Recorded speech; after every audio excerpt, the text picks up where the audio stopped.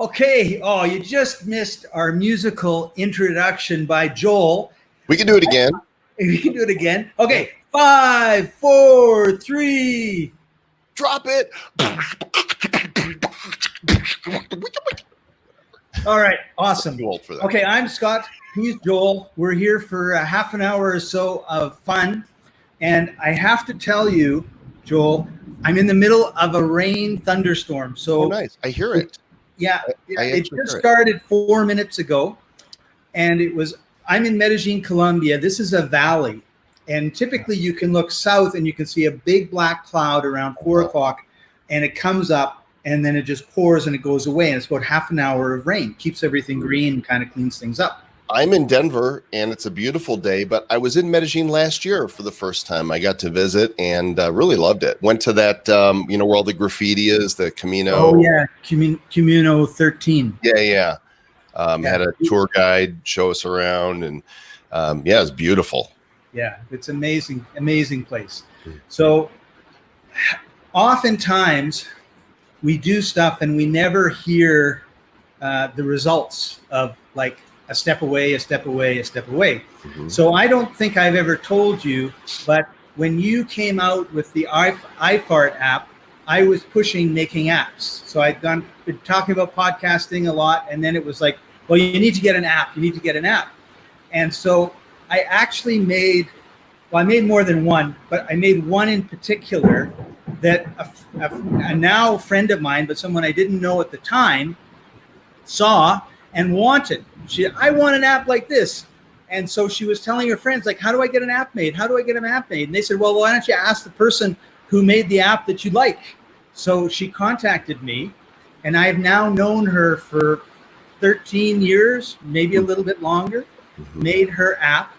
And I wouldn't have been pushing the app because every time I told anybody about an app and what it could do, guess which app I talked about? Can't imagine. Yeah. iFart app. I said, look at this iFart app. There's 1 million downloads. Like, you just need to get an app and you'll get 1 million downloads. And if only it were that easy. Yes. And like 4 people believed me, and that's about how many apps I made. But she was one of them. Her name is Joan Kaler. And so Joan Kaler, and I've told this story to her, so I know that even if it's not true, that the theme and the feelings behind it are pretty true. She's a therapist, and she helps young women who pull out their hair. It's too late for me, but this trichotillomania, which I'd never heard of before. So I made this app for her, and then I found out about Udemy, and I told her about Udemy. So we decided to make courses on Udemy.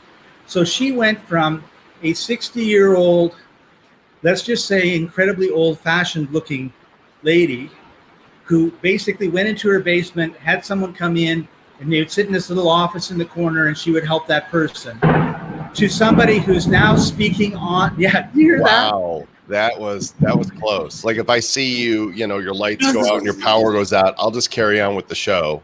That's right. Thank you. So now she's going around the world talking to people about EFT and personal development and everything else. And if you saw a before picture and an after picture, you would never think it's the same person. How about that? So she's just totally blossomed. And I would never, ever would have had that relationship if it wasn't for the iFart That's app. funny. Well, everything, there's causation behind everything, right? One thing leads to another. And I think the Fix wrote a song called that back in the 80s. Yeah, so it was really, I was just thinking about that when I was thinking of getting together with you today. And I thought, I need to tell you that story because you've totally changed her life. Like, wow. I mean, it's like, it's you're part of a total change of her life, right? I mean, it's not you directly. Sure. Without you doing what you did, I wouldn't have done what I did. And if I didn't do what I did, she wouldn't do what she's doing. Yeah, you were really the influence, right? You influenced her.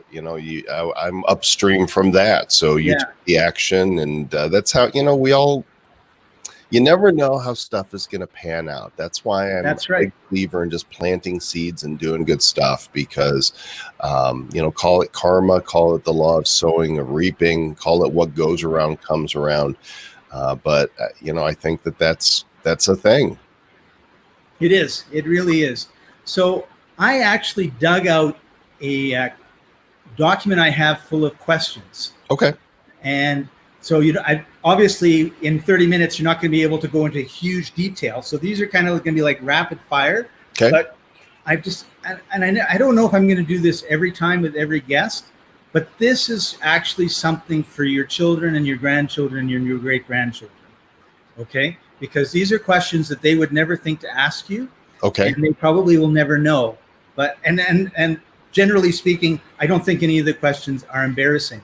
Where this came from was a lady named Raven, and it's a big long name. I can't remember the rest of it, but she was doing a Mother's Day special podcast or series. And she says, I want you to sit down with your mom and ask her all these questions, record it, and we're going to put it on our podcast. So I did that, and I kept it for my children and grandchildren. And I just think it's a really interesting exercise. So I don't know why I pulled it out for you or for me, but here we go. So I've been called worse than a mother, so it's okay. So number one, life events, childhood.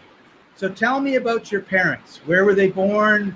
When were they born? What memories do you have of them? Who was stricter, your mom or your dad? Yeah. Do you have vivid memories of something you did that you were disciplined for? Okay, because that could be embarrassing. Not at all. I mean, if you can't become, somebody our age and be able to talk about stuff that happened when you were younger, then That's right. You're living in shame. So that's not good. So I grew up in the Chicago suburbs, Northbrook, Illinois, which is incidentally the home of the Breakfast Club and Ferris Bueller, because that's where John Hughes, he grew up in that area, and the films that he made were actually based on the high school that I went to, Glenbrook North High School. It was, an upper middle class neighborhood. I was very fortunate and blessed that, we didn't go without at all. My mom is an adventurous spirit type. She's going to be 80 in January. And for the past 12 or 13 years, she's been blogging at travelswithsheila.com. And she has a YouTube channel that's had over 30 million views of her travel videos. She is the one that gave me more of the zest for life and the risk taking and the carpe diem attitude. My father, who is 85, and he was an architect professionally, and the more serious one, the less adventurous one, definitely the more disciplinarian of the two. When I was little, I don't remember being spanked many times, but I do remember probably I must have been 3 or 4 years old, one of my earliest memories. And I must have been 4, because I think I learned a new word at preschool that day. And my dad was coming up the drive and I was hiding behind the chair, and he walked in the door and I said, "Hi, dummy." Well, needless to say, that was the last time that happened. I don't know if he had a bad day, didn't find it amusing or what, but I got my ass whipped that day. And embarrassing. I don't know. It's just, kids say. I can just picture you doing that. Yeah, it was pretty funny. So yeah, it was, I've got one older brother. My parents got divorced when I was 12. They've both been remarried for 40 years.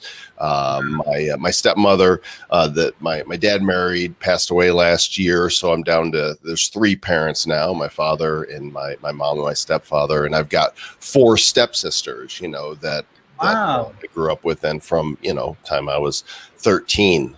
And so I've had sisters in my life, got a brother, and yeah, I was very, very fortunate. I mean, definitely some challenges, especially when you bring, divorce into it. Very painful time. But all in all, I think I did well.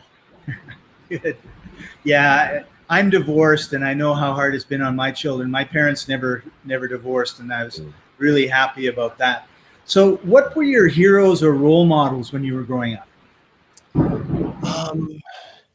When I was growing up, is it like a little kid or post-pubescence?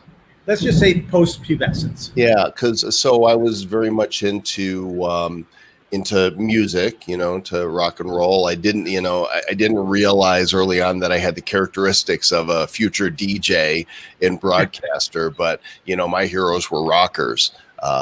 Going to shows and seeing these guys on stage perform, that was amazing. And then at the same time, my other, I don't know if they were I didn't know who the people were behind it, but I was so enamored with technology. I mean, I bought my first computer when I was 16. I got a TRS-80 Model 1 in 1980 and was dialing in to the online world 40 years ago. So, I've been dialing in for 40 years. That just feels so old every time I say that. So I don't know that, that I had, mentors or heroes close to me. I just had my friends and my likes. I kind of feel the same way when I think back. I had my friends. I had things that I liked. I didn't have huge posters of Sting or anybody up on my wall or anything like that. Well, I did have the Farrah Fawcett poster on my wall, right? Didn't every teenager at that point? Pretty much every one of us did, or Raquel Welch, one of the two. Yeah. So, were there any big world events you remember when you were growing up? Oops.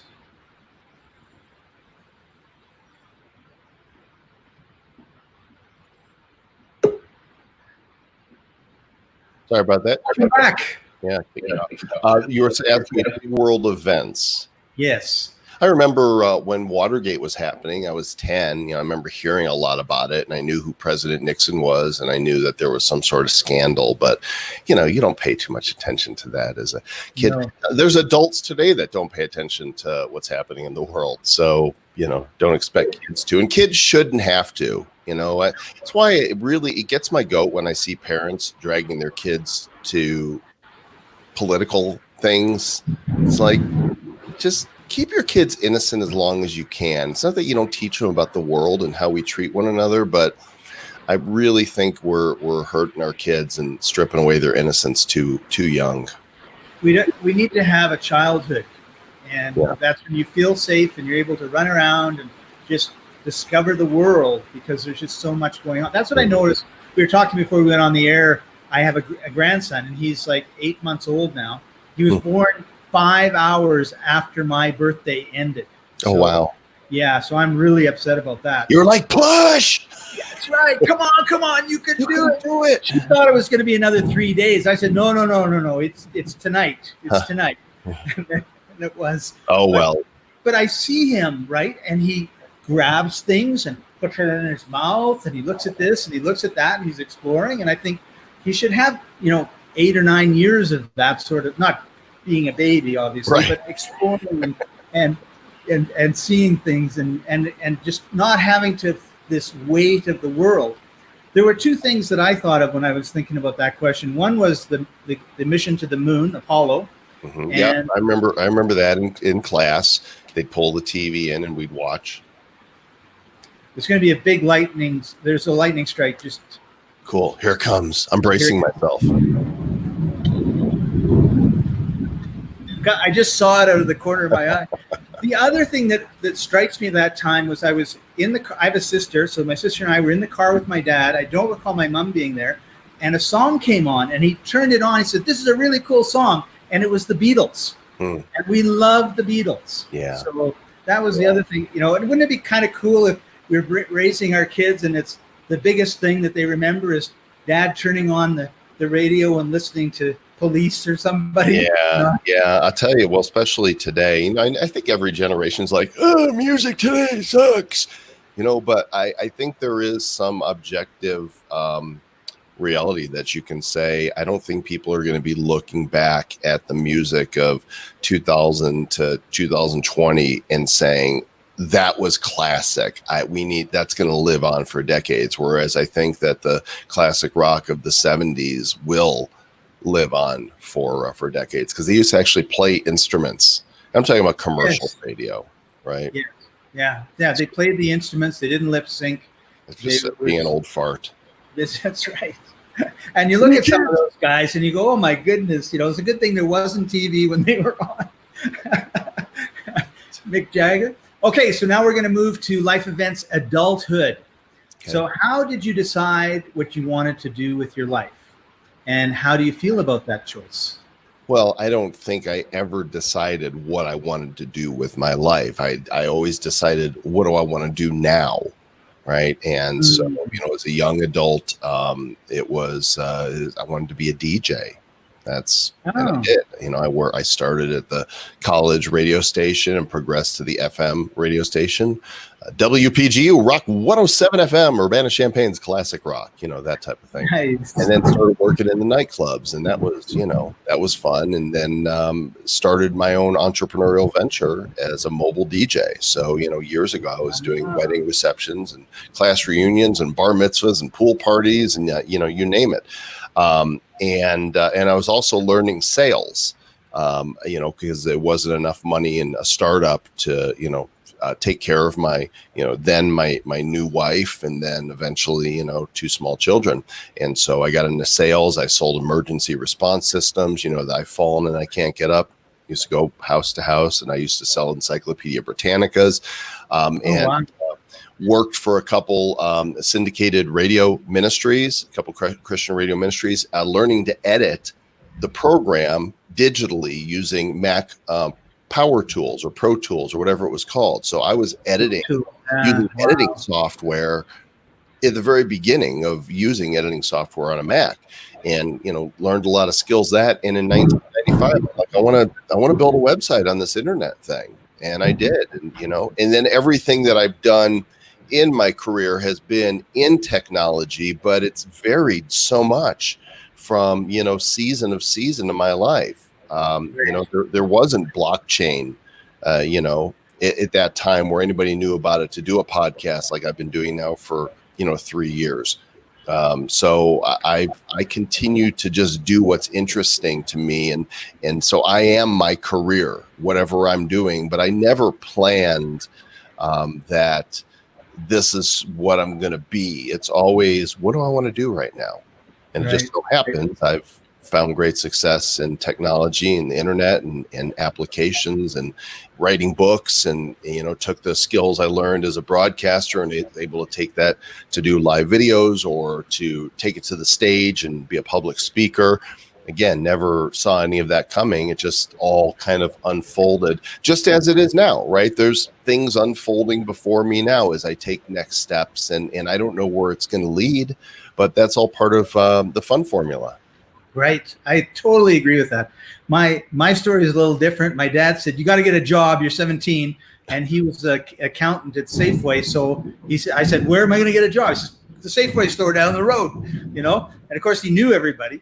Right. And we knew him. So they hired me, and I bagged groceries for 4 years, went through university. And then when I went to Australia for almost a year and a half. Well, and anyway, I don't want to get into all that. I left the country. It's strange how that happens. And when I got back, they said, wow, you've got this education. Nobody in our company that ever thought about being a manager ever had any education. They were all like high school dropouts. So we're going to make this program, and you're going to be the first one to be an educated store manager. And for 20 years, that's basically what I did, was the grocery business. And I kind of feel like I fell into it and was somewhat brainwashed, because of course there was never a better company to work for than the company I was working for. And in 1995, I looked at my fellow store managers who were 10 years older than me, and they were all obese, having nervous breakdowns or heart attacks. And I said, well, I'm no smarter than them. I'm out. I could see the future. Yeah. I didn't really know what I was going to do, but someone said, hey, you know how to train people. You train lots of people how to bag groceries. Train TELUS, which was the telecom in British Columbia. Teach TELUS people how to turn on their computer and answer their emails. So that's how I got into kind of the teaching technical part of it. And then I ended up teaching a bunch of realtors how to turn on their computer. And they said, well, can you make a website? No, but I learned. And can you get traffic? Oh, no, but I learned. And the next thing you know, I'm doing everything that I've been doing. And it's just been, as you said, unfolding. I love to hike in the woods. And it's always, I want to go to that peak there. But before I can get there, I have to go over this hill. Now, when I get to the top of the hill, is there going to be a bear on the other side, a stream on the other side, or a nice path on the other side? Who knows? But you can't do anything about it until you get to the top of the hill and see what comes up next. And you often decide, as I've discovered, is you're heading one direction, and then you come to a fork in the road that you didn't expect, and you're like, oh, well, I can go that way too. That looks nice. You do, and you pivot, and that's, life's one big pivot, I think.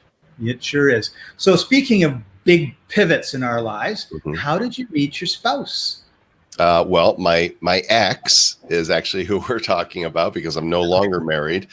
Been divorced since 2013, after I think it is either 23 or 24 years of marriage, but met her in the last place you're supposed to meet your spouse, in a nightclub.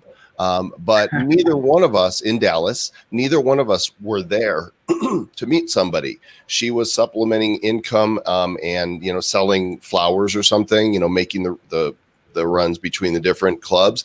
And I was a DJ.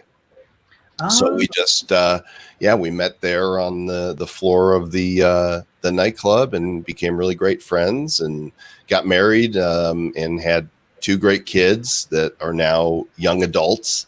Which is really an amazing thing. Mine are not married, so I don't have any grandkids yet, unlike you. But I do look forward to that day. If that's what's willed, then that's what'll happen. But they're both just really great humans, and I'm really they are my greatest accomplishment. Yeah, I feel the same way about my 2 sons. So, what 3 people in history do you admire the most or think of the most, and why? Well, you got to put Jesus in there, right? I mean, whether you believe or not, the historical Jesus, what an impact, because here we are 2,000 years later, the impact on culture and the wisdom that we've received from the very short life that he had is just unsurpassable, right? There's nobody in the history of the world that's had that impact. Who else in history do I admire? I would have to say any inventor, right? Because as an entrepreneur, whether it's Edison or Da Vinci, any of these guys that put their imagination to the task and created something, usually in the face of scorn and discouragement and people mocking and laughing at them, because I get that every time I try to do something and I go public, there's haters every time. There's always the naysayers, and I'm so used to it, it doesn't affect me, and it never has. Well, I won't say it never has affected me. It used to cause me to doubt, but I did it anyway. So it didn't stop me. And I still, even last week I experienced it on, in a Telegram group after announcing something that I'm a pretty big undertaking that I'm doing in the blockchain world. And there's these people that are just, they're the do nothings, right? You can't do, so you become a critic. There's paid critics and there's unpaid critics, but we're all critics. But I'm going to do stuff, and sometimes I'm going to succeed and sometimes I'm going to fail, but I'm going to try. And for me, it's the doing that is exciting. So I would imagine that, the Renaissance men, in their time, they caught all kinds of flack for trying things that seemed crazy, but it reminds me of the Apple commercial, right? Here's to the crazy ones. And so if I'm a crazy one, then so be it. That's right. And today I admire people who go against the tide. Our culture is changing, and what's really interesting is when culture starts flowing one direction, there's always a counterculture. And in the late 60s, mid to late 60s, the counterculture was the Vietnam War protest, right? And the peace and love and all that. Well, today, and I'm not going to be specific, there's a different stream in culture that's taking place. And I feel like I'm counterculture now. It's hip to be square, to quote Lewis. And so I admire people that are willing to stand up, to speak their mind, to speak the truth in the face of a culture that increasingly doesn't want to hear the truth. And I admire those people greatly. Yeah, we've come to a time, I think, where everything is relative. Everything is presented as relative. Right. And but it's not. That's not the reality. Everything is not relative. I mean, there is good and there is evil, and it's really easy to tell the difference. Well, there's facts and there's fiction. And there's things happen for a reason, and it's our job to evaluate what happened and why, not to just automatically put things in boxes and call people names, and it's not working out for our society. So I am proudly counterculture. I consider myself resistance, but not the resistance that you think. Awesome answer. I don't know how I would answer that question. I think I had an answer, but it disappeared. So I'm going to move on. So what are the things that are most important to you now? And of course, now we just I think talked about one of them. Yeah, well, I think there's two things that are most important, I think, in my life, and that is the people that I'm close to.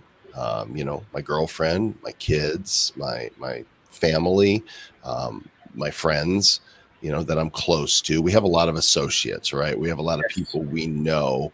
I mean, you and I don't really know each other well. We've hung out a few times, we've talked a few times, but we're friendly, but it's not like I could tell, what you do with the rest of your life. And there's a lot of people like that, but the people that are that I'm close to, and I guard that really closely, especially when you've had some sort of success. People tend to want to be closer to that sometimes because they think that there's something they can get from that. And I've become super protective of that because it's easy to fall for BS, right? And I always trust. I'm very trusting of people, and I've learned that you have to really guard your heart, right? So people in my life and the experiences that I have, whether those experiences are around in the world, going and doing and seeing, which I haven't done in months because we're not going anywhere. I'm ready for that again. Like I said, I went to Medellin last year and absolutely loved it. Actually, it was over the holiday, over Christmas and New Year's. My girlfriend and I went to Medellin, and then we went to Panama City. So we enjoyed Panama City's nice too. 5 days in each, and I liked Medellin better. If I was going to go back to one to visit, I would go there. Yeah. So, people experiences. Once you have, and I'm not talking about being wealthy. Once you have enough money to pay your bills and live the type of lifestyle that you're going for, and I'm not talking about a big house. I had the 6,000 square foot house once upon a time, right? I was making a lot of money. Then that the business eventually went downhill, the marriage went downhill, and now I live in a 2-bedroom apartment in Denver, and I'm happier. I've gotten rid of stuff, so I'm no longer in the pursuit of being wealthy because I'm not. I have enough to do what I want to do, but I'm not a millionaire, and I don't care who knows it. I'm not saying I was. I'm not saying I never will be again. I might, but that material possessions are not the focus of my life because you see they come, they go, but the people in your life and the experiences you have, I think that's where the real fulfillment comes from. And those experiences include business, taking risks, trying things that are interesting to me, that are engaging to me, that keep me engaged. And so that's what's important. And it doesn't matter what it is that I'm doing as long as it fits into those categories. Yeah. And I would think one other thing you do a really good job of is protecting your thoughts and beliefs from outside influences. Those things that tell us either we're not good enough or we need to be more left-wing or way more right-wing or all that stuff. Well, a lot of people are subject to that type of pressure, and that's part of what we're seeing in culture is we're told how to think, not to think, but how to think, right? Here's if you are a good person, this is what you should believe about this. And this is what you believe about that. This is the instructed. It's Orwellian. It's 1984. It's actually it's groupthink. It's the type of stuff that Orwell wrote about, and it taken to its extremes. It's fascism, real fascism, not pretend cartoon fascism, not fascism that comes out of the lips of somebody who thinks that they're being anti-fascist and are actually being fascist and doing so. You have to stand for something, and you have to know why you believe what you believe. Otherwise, you don't have a real foundation. Oh, I heard it on the news. I'm sorry, that's that's not an excuse to believe something. Oh, I saw a video that went viral. Well, you did see a video. Did you see the whole video? Do you understand the context? Do you know what really happened? If you're not asking those questions, you're very pliable and easy to control. And that's what the powers that be want, or a population that they can easily sway to their point of view because they tell you what to think while making you believe that you're thinking for yourself. Not the case. And that what you're thinking is a fact, not a fiction. If you're not asking the questions behind every headline that you read, behind every news story and video clip that you see that go beyond that cause you to go, what happened before what I'm seeing? What are the motives here? Does somebody stand to benefit from me believing this or that about what I've seen or what I've heard? Right? You have to ask these questions. Otherwise, you are truly a pawn to somebody else's agenda. And if I could share one message, with people, it would be, don't be a pawn. Don't be foolish and believe what you're told just because you're being told, no matter how many people are saying it. Especially remember that all the major news networks around the country are pretty much owned by a handful, you can count on one hand, who owns all of the mainstream media. Yeah, and there's no way that the employee is going to say anything the boss doesn't want them to say. No. Well, when they do, they get in trouble. Or when they get exposed, they get fired. That's right. So let's move to the future. One of the things that I've always really liked about you, Joel, was that you had this ability to look into the future and see what was happening, before everybody else. And so we're talking now about crypto and blockchains and all that sort of stuff. And it had this massive rise in value, and then it kind of had a little bit of a collapse. And I don't know exactly where it's going now, but certainly not as it's not as it's well, not, here's the thing. You're looking at the price. Right. You're looking at two things. You're looking at the price and how much the media is talking about it, which kind of goes back to what we were just saying. Right. They put a story out there, but not the story. The story is that blockchain technology, regardless of what the price of Bitcoin or any other cryptocurrency is, has been moving forward and finding adoption in governments and government agencies, in businesses and Fortune 500 companies. The innovations that are moving forward here daily. It's like, imagine the World Wide Web when it first came around in 1993, 1994. You saw something that's like, wow, this has the potential to change the world. And, those of us who got in early and saw that, well, here we are. We're right. We're the OGs. We were there then because we saw it. Blockchain technology has now been around for 10 years, and it's following that same trajectory. It is changing the world. Most people don't know it yet, but we will be going to digital currencies. You will not be using these anymore. These are going to go away, maybe sooner than later. Who knows? Because we're in a competitive world economy. China is moving towards the digital yuan very quickly. They're probably going to beat the U.S. to the punch, and they're aspiring to make their currency the new world currency to replace the dollar, and that could very well happen because here in the U.S. the regulation is got a stranglehold on innovation, and innovation is going offshore. Here in the home of the free, land of the brave, they're stymieing people who are trying to move forward, and it's caught up in all these questions around regulation from the SEC and the IRS and the CFTC, and it's a mess. But make no mistake, blockchain is here to stay. A new way of transacting, a new way of tracking your contracts and agreements. It's going to impact virtually every vertical. And just like I would have said in the mid 90s that the World Wide Web is going to impact everybody and change, and those that don't adapt are going to become dinosaurs. Businesses that want to be here years down the road are going to start asking, what is blockchain? Why do I need to know this? And that's why we do our podcast. Great. Well, tell us a little bit more about your podcast. It's called the Bad Crypto Podcast. I co-host it with my friend Travis Wright, who's absolutely brilliant marketing technologist and a super funny guy and has a giant heart.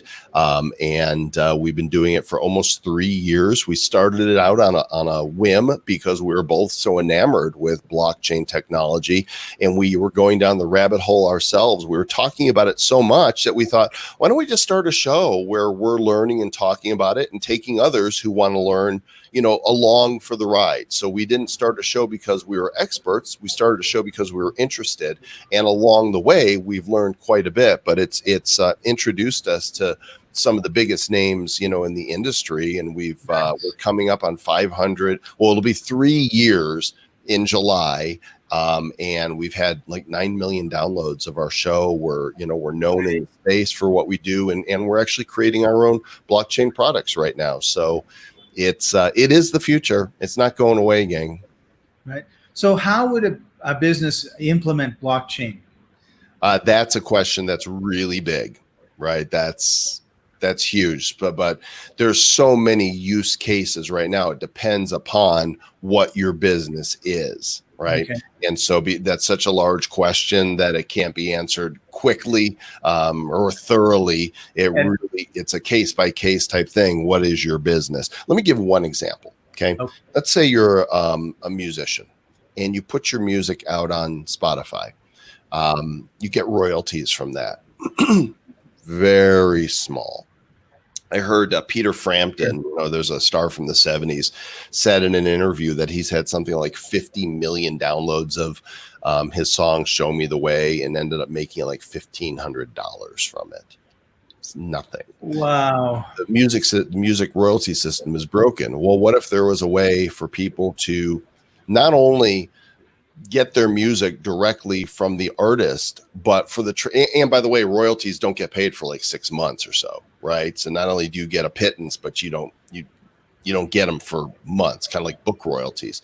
What if there was a way to have, using a blockchain based smart contract, that contract would, the moment a song was purchased, it immediately made that transaction so that the money came into that artist's wallet. Transaction was done, and now you own that song. It's on blockchain. It can't be taken away from you. You actually own possession of it on the blockchain.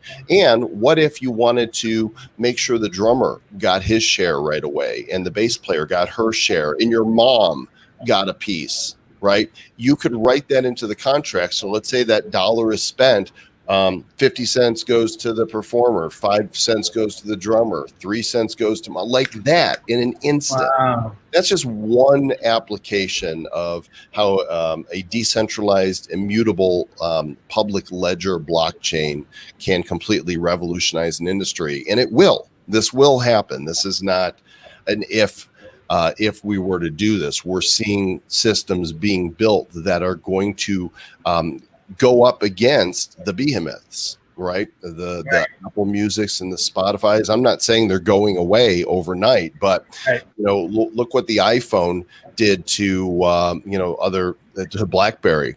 Look what Netflix did to Blockbuster. Look what Amazon did to all retail. I mean, and in the beginning of all of these, people laughed, all of them. But they all won. The world changes. Nothing stays the same. That's the one constant that we can be certain of, is that everything will stay the same. And that includes your business, whatever it is. Cool. Well, that seems like a really good place to end. Well, there you go. The Sermon on the Mount. Sermon on my floor, anyway. Standing here in my apartment. So people can come to my site, joelcomm.com. I blog occasionally. I'm at joelcomm on all the social sites. And if you're interested in cryptocurrency, go to wherever you listen to podcasts. We're everywhere, and just look for the Bad Crypto Podcast. It's not bad because crypto's bad. It's bad because we have a sense of humor. And when we started the show, we didn't know what we were talking about. So we have a lot of fun, a lot of bad dad jokes on the show. Awesome. Joel, I really want to thank you for taking time out of your busy day to spend with me and my audience. I really appreciate you and everything that you've done. and the influence you've had on my life. It's been amazing, and I look forward to having you on the show again sometime. And I know I'm stuck. There are no international flights unless they're humanitarian flights leaving Colombia right now. But one of these days, I'm going to be back in the United States, and hopefully we'll be in the same neighborhood. That would be great. Thanks, Scott. Appreciate it. Thanks. Bye, Joel. And thanks for joining us, everybody. This is Internet Marketing Unleashed, and we'll see you next time. Bye-bye.